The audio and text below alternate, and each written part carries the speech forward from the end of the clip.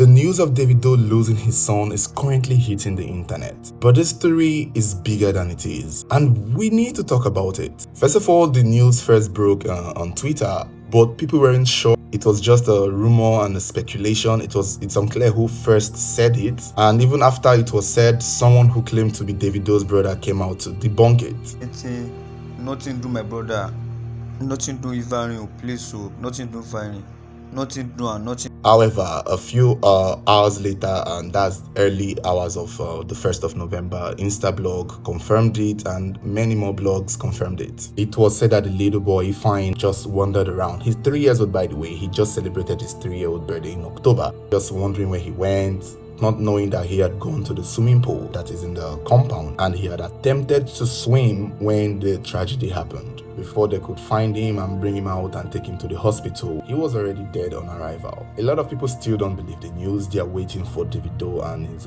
estate to give a statement, which is normal, but it's been many hours now, and as at the time of making this video, they hadn't given any statement, and I feel the lack of statements is pretty much all the statements we need. But what a lot of people don't get is that this is not a rich people's problem. This is not a people who have swimming pool in their house issue. Incidents like this with toddlers and swimming pool happen way often than we think it does. The last time we heard of such incident was with the Banj, and that was in 2018, thereabouts. So some people are like, oh, okay, this is a rich people's problem. I don't have to worry. I don't have a swimming pool.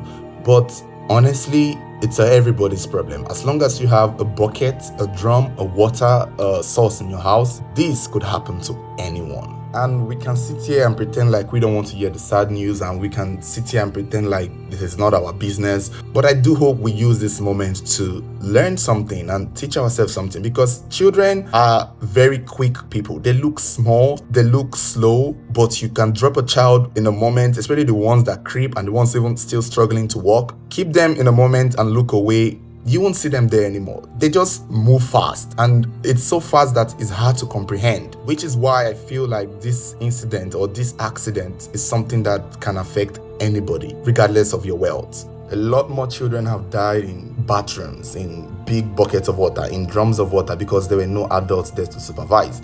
They just go in there, dip their head inside and can't come out. And that happens in most homes than we imagine. It's just that when these things happen, a lot of people don't speak out because there is a heavy guilt that you feel as a parent or as an adult that you could not have prevented it. And I cannot imagine what Chioma and Davido might be feeling right now. It's one of the worst feelings you can ever imagine. It's one thing for a child to fall sick or have an accident that was probably not foreseen. It's another thing for them to lose their life in a swimming pool that you have probably made for them to have a good time in when they are probably old enough. It's a painful thing. One instant, everybody is now looking for who to blame. Where were you? What were you doing? Were you pressing your phone? Why didn't you see him go into the pool? It's a frustrating situation that I cannot even imagine. And so I feel it's important that we check ourselves, we check our homes, and we put an eye on our kids and water and things that could harm them, because still people are thinking, oh, this is the rich people's problem. But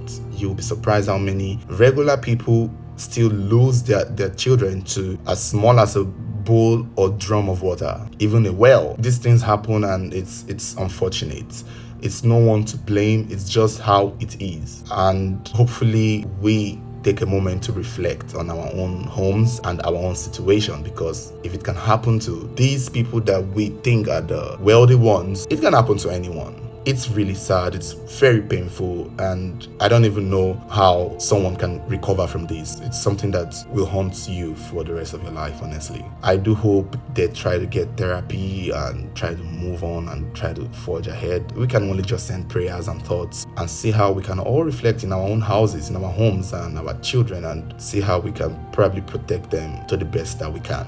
Because in the end, it's only God that can really save us. So guys, let me know your thoughts. Don't forget to share your thoughts, share, comment, like, and stay following this page.